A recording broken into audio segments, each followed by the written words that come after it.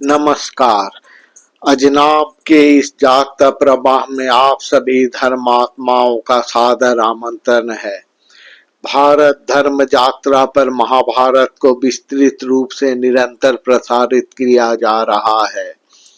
प्रस्तुत है महाभारत का 19वीं कड़ी।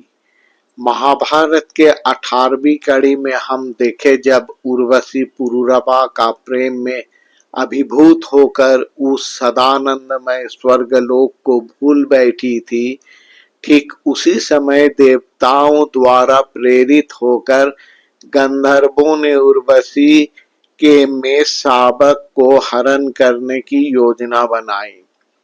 प्रतिष्ठानपुर के चारों ओर जब रात का गहन अंधेरा छाया हुआ था, राजा पुरुरवा अत्यंत विश्वस्तता से उर्वशी के आलिंगन सुख में डूबे हुए थे। ठीक उसी समय गंधर्व विश्वावसु अन्य गंधर्वों को साथ में लेकर आए और अंधकार का लाभ उठाकर उर्वशी के एक मेष शावक को हरण किए।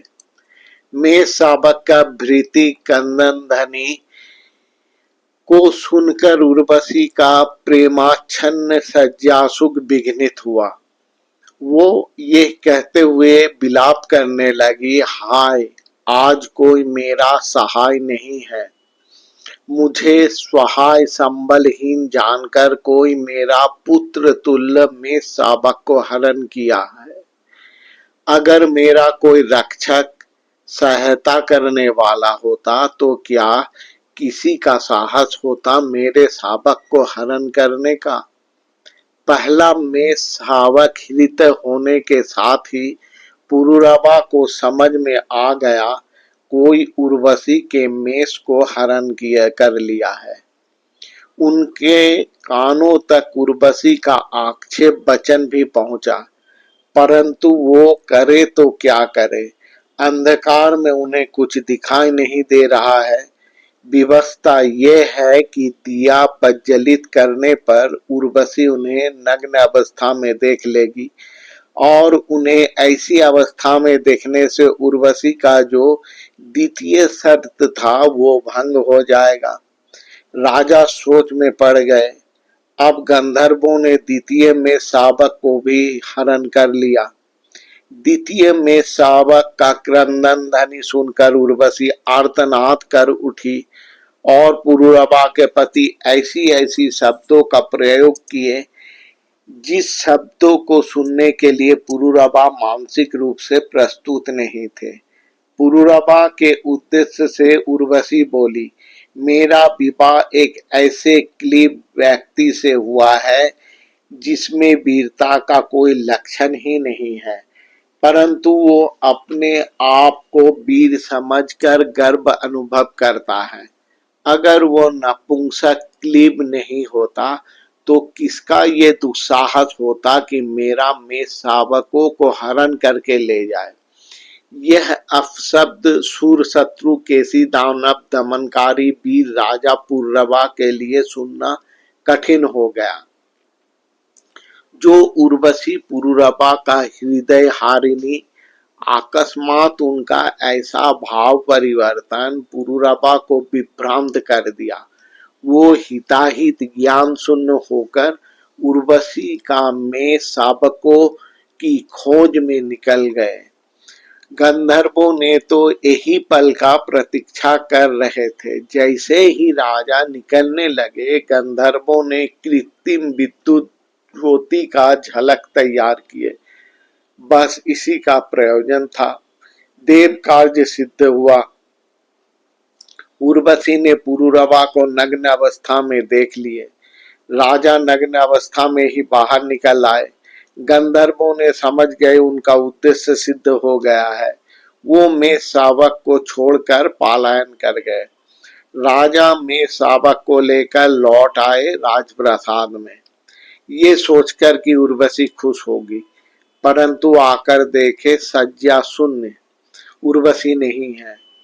जिस उर्वशी को राजा पुरुरवा बोले थे, हमारा प्रेम चिरंतन ही होगा, हम लोग परस्पर से कभी भी विच्छिन्न नहीं होंगे, उर्वशी प्रेम के सभी अंगीकारों को तोड़कर चली गई।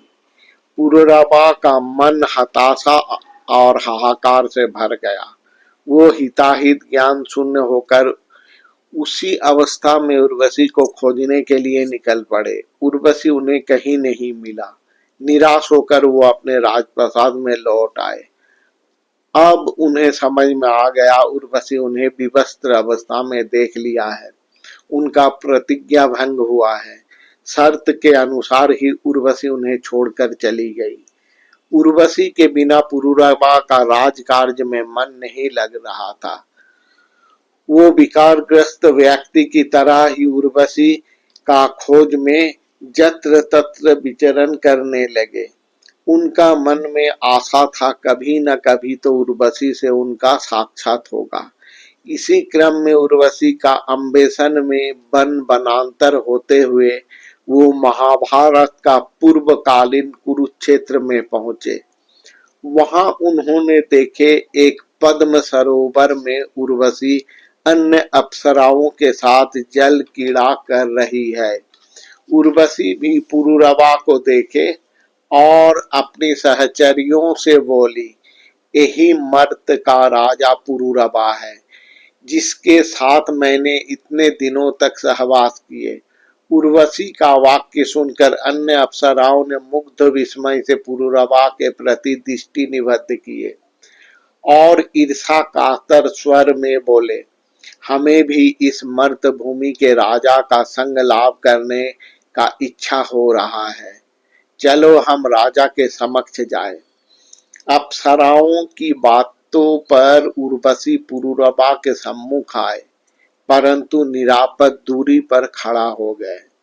वो जानती है पुरूरबा का प्रेम उनके प्रति अकृत्रिम है और अचानक उन्हें देखकर पुरूरबा अपने आवेग पर नियंत्रण खो सकते हैं। पुरूरबा के साथ लंबा समय सहवास से उर्वशी ये भी जानती है कि इस मर्त भूमि का पुरुष का बंधन स्वर्ग के देवताओं के बंधन से अधिक दृढ़ है, अधिक मधुर भी है। देवताओं का इस बंधन में एक बार फंसने से बंधन मुक्ति के लिए माया रचना करना पड़ता है। उर्वशी कुछ क्षण ही रुकी, फिर वो चलना प्रारंभ की, परंतु उर्वशी को देखकर पुरूरबा का मन में उन्हें पुनः प्राप्त करने की वासना जागृत हुआ। पुरूरबा उर्वशी को बोले, हे प्रियतमा, इतनी जल्दी तुम मत जाओ। तुम्हारा हृदय क्या इतना निष्ठुर है? तुम्हें क्या पूर्व काल की बातें याद नहीं है? इतना उदासीन मत बनो, कुछ देर के लिए तो बातें करके जाओ। उर्वशी बोली, क्या होगा तुमसे बात करके? मैं तो तुम्हें छोड़कर आ गई हूँ उषा की पहली किरण की तरह। तुम लौट जाओ। पुरूरबा, तुम मुझे पकड़ नहीं सकते हो। क्या हवा को हाथों से पकड़कर रखा जा सकता है? इसलिए हे राजन, मेरा अभिलाषा त्याग कर तुम अपने राजधानी लौट जाओ। आज यहीं तक। अगले अंक अर्थात महाभारत के 20वीं कड़ी में हम जानेंगे क्या पुरूरबा उर्वशी को अपने साथ ले जाने में सक्षम होंगे या नहीं।